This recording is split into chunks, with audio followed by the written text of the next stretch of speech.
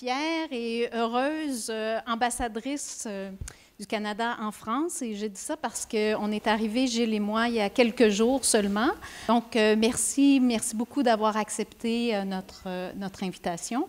Maintenant, à Manon et Catherine, je vous félicite et à toute l'équipe du Centre culturel, je vous félicite de votre choix. Vous avez mentionné que c'est la dernière exposition, mais c'est la dernière exposition ici, mais amoureux de la culture canadienne, sachez que ce n'est pas la dernière exposition à Paris. Et la prochaine, on vous promet une série d'expositions à notre nouvelle chancellerie sur Saint-Honoré dès la deuxième moitié de 2018.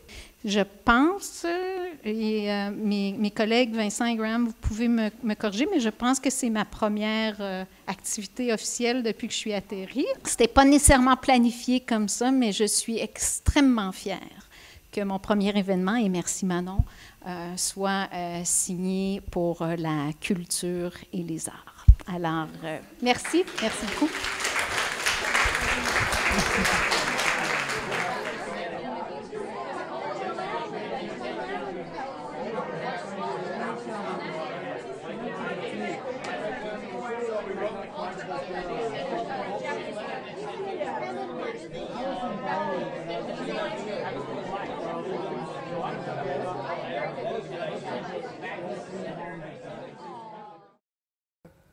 En fait, l'idée, quand j'ai commencé, c'était que j'avais, dans le fond, j'avais surtout le désir de travailler plus par soustraction. C'est comme si, dans le fond, de m'approcher davantage de l'image, mais comment je pourrais dire, d'une image qui est faite, mais avec presque rien, dans le fond. D'aller dans les limites du médium, jusqu'où, dans le fond, le textile pouvait supporter, ou la matière pouvait supporter la retranscription d'une image, puis je regarde dans mon travail, même encore aujourd'hui, c'est toujours dans les limites du possible, dans les limites du support, dans les limites du visible, puis c'est comme si je suis très attirée par l'immatériel, finalement, le moins de matière possible pour dire le plus de choses possible. Oui, mais là, tu as pris des matériaux très physiques. Oui, très bruts, très... oui. Parce que la série précédente, c'était des dessins et des tableaux tirés d'images des constellations. Oui. Ça, c'était des... tu parles des... ce qui nous habite. Ce qui nous habite. Alors, c'était très éthéré, c'était très spirituel. Il n'y avait pas un sens de la matérialité comme ici. On sent une matière, on ne sait pas ce que c'est, mais on sent une matière très, très présente. C'est vrai, mais je pense que dans excuse-moi, dans ton travail, je pense que c'est la première fois qu'on sent ça de cette manière-là. La physicalité a une importance vraiment très, très grande par rapport à ton travail précédent. C'est vrai, mais la résidence au Mexique me ramener un peu sur Terre, je pourrais dire.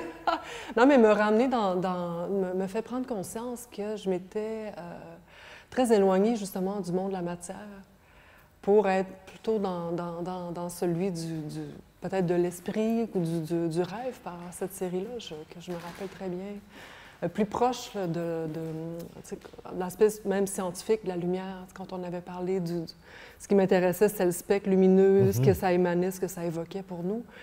Puis, dans le fond, ça me ramenait dans l'idée du corps, dans l'idée du rugueux, dans l'idée de la lumière, mais vécue aussi au travers d'un aspect très matériel. Au Mexique, au contraire, on se frotte à plusieurs textures, plusieurs matières, des choses qui nous dérangent aussi. Avec des matières brutes?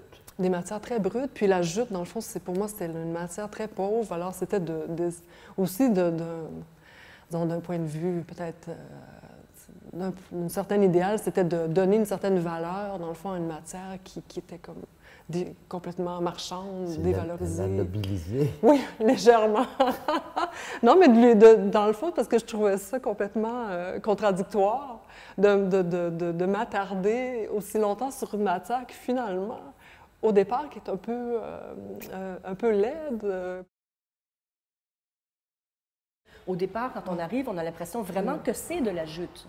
Au départ, on a l'impression qu'on a plusieurs, en tout cas moi, je percevais comme plusieurs superpositions de tissus, de voiles presque. Une sorte de transparence réelle de surfaces qui auraient été, tu vois, mises les unes sur les autres. Les unes sur les autres. Ça produit vraiment cet effet. Et j'étais très étonnée de voir de près à quel point c'est une surface purement illusionniste, puisque c'est un pochoir. Donc, en même temps, il n'y a pas de matérialité. C'est une projection de... Oui, c'est ça, la matérialité c'est l'absence, dans le fond, Une ombre portée. Mais ce qui m'intéressait beaucoup, puis j'en ai parlé aussi par rapport à cette matière-là, sans connaître par la suite qu'il y avait peut-être un certain rapport spirituel dans d'autres cultures, en fait, mais par rapport à ma propre connaissance du matériau, ce qui m'intéressait, c'était le caractère urbain, puis comment aussi, pour moi, l'idée du filtre, dans le fond, autant d'un point de vue culturel, comment que notre expérience, notre connaissance filtre aussi notre regard sur le monde. Fait qu'il y a toujours dans mon travail cette approche-là, dans le fond, où c'est une matière, où il y a toujours un médium, dans le fond, intermédiaire, qui permet de nous amener à l'œuvre. Il y a toujours on parlait d'un moment de passage, mais là, c'est filtré à travers la jute. Des fois, c'est filtré à travers d'autres types de matériaux, où il y a toujours un médium intermédiaire qui m'amène à l'œuvre comme un passage, comme un chemin de traverse, en fait. Puis c'est jamais direct, c'est jamais un rapport direct. En fait, c'est du process painting. Du process, oui, mais... c'est un peu comme tous ces jeunes peintres qui redéfinissent la peinture avec l'importance du processus du faire. Oui, du faire qui nous amène vers l'image. Mais il y a aussi quelque chose qui est dans... J'ai toujours quelque chose dans la tête à propos de ces pièces-là. Est-ce que tu penses qu'il y a un lien avec les démarches féministes où on valorise justement des activités qui étaient dévolues à la femme, le tricot, le tissage, le machin? Est-ce que ça t'a effleuré l'esprit? Oui, bien, ça m'a effleuré l'esprit. Puis ça, j'en ai pas parlé parce que j'ai vu, avant de commencer cette série-là, j'ai vu l'exposition de Sol Lewitt au Masmoka. Puis je me suis dit, ah oui, ce grand format. Puis en fait, c'est ce qui m'a décidé de travailler ces grands formats-là. Puis je me suis dit, bien, le rapport à la femme dans ces formes géométriques-là, dans le fond, j'avais le goût de ramener un rapport du féminin dans aussi la façon de géométriser, de parler de l'espace. Puis dernièrement, dans mes lectures, j'ai fait des découvertes extraordinaires sur les premiers, en fait, c'est les femmes qui construisaient les habitations. À l'époque, dans l'histoire dans l'histoire de l'architecture, dans l'histoire de l'habiter, les premières habitations étaient faites en nœuds, en tissage. C'était les femmes qui assemblaient des bouts de bois, qui tissaient, qui reliaient tout ça. Puis dans l'histoire, ça a été évacué parce que c'était des constructions temporaires. Fait que c'est sûr que l'idée du tissage, du nœud, puis de l'assemblage, mais à travers le fil, c'est vraiment quelque chose de très féminin, puis c'est quelque chose qui m'intéresse à poursuivre. Pourquoi te donner ce titre que je trouve tout à fait intéressant, distance à parcourir, à cette sculpture? Parce que quand je l'ai vu, moi, au départ, j'ai vu donc, je l'ai vu comme un élément totalement horizontal que tu avais replié. Oui. Donc, c'est une figure de repli pour moi. Et au départ, justement, ce qui m'intéressait de soudain l'ajouter à cet ensemble, puisqu'au départ, c'était vraiment cet ensemble qui m'avait intéressé pour cette exposition. C'était le fait que c'était un élément de mesure, éventuellement, si on le déplie, et que tu transformes, justement, en sculpture. C'est carrément un chemin, dans le fond, parce que c'est des voies. C'est des voies que j'ai tracées avec des carrefours. C'est des voies avec un carrefour. C'est une trame urbaine. Oui, c'est carrément... Donc, on revient à l'urbain avec... c'est pour ça que je disais, dans le fond, c'est que c'est un passage... Comment dire? Moi-même, je ne l'ai pas vu comme une étape aussi directe, mais avec la vidéo en haut, c'est carrément les voies. Les voies que j'ai traversées, justement, ou les routes qui ont construit la ville. Puis, dans le fond... oui, c'est la figure du repli. Puis en même temps, hier, en regardant encore la performance de Karen, dans le fond, de la jeune dame qui rentre, qui traverse, tout ça, je me dis que c'est un peu elle. En fait, c'est un peu nous qui sommes pris un peu entre les voies. Dans l'autre série, Tracé dans le clair-obscur, ce que je trouve intéressant, c'est cette espèce de... ce travail sur la verticale, performer par toi-même avec ce peigne que tu nous décris, prenant à 2 mains et d'un geste, un geste puissant allant vers le haut.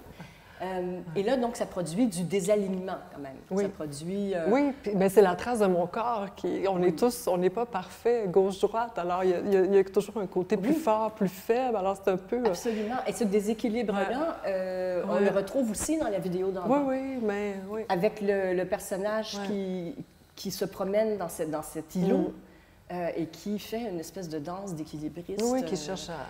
En réagissant à cette espèce de bâton très mystérieux, dont j'aimerais d'ailleurs que tu parles, parce que c'est très étrange, cette espèce de bâton... Oui, c'est étrange. C'est une sorte de bambou, en fait, mexicain que j'avais jamais vu. Au départ, j'étais pas certaine, parce que j'ai cherché longtemps le bon objet. C'est lui qui crée la vidéo, au fond. Oui, carrément, mais je voulais justement qu'il y ait cet élément verticaux-là qui crée un dialogue, en fait, avec les taux. Puis encore, justement, dans l'idée de chercher son équilibre, parce qu'il y a toujours ce rapport entre la stabilité et le déséquilibre. Oui. Puis peut-être que, dans le fond, c'est le lien intéressant que tu soulèves par rapport au tracé d'un clair-obscur, parce que c'est encore un peu le même... C'est un peu le même geste. Peut-être que, inconsciemment, il y a quelque chose dans cette recherche d'équilibre-là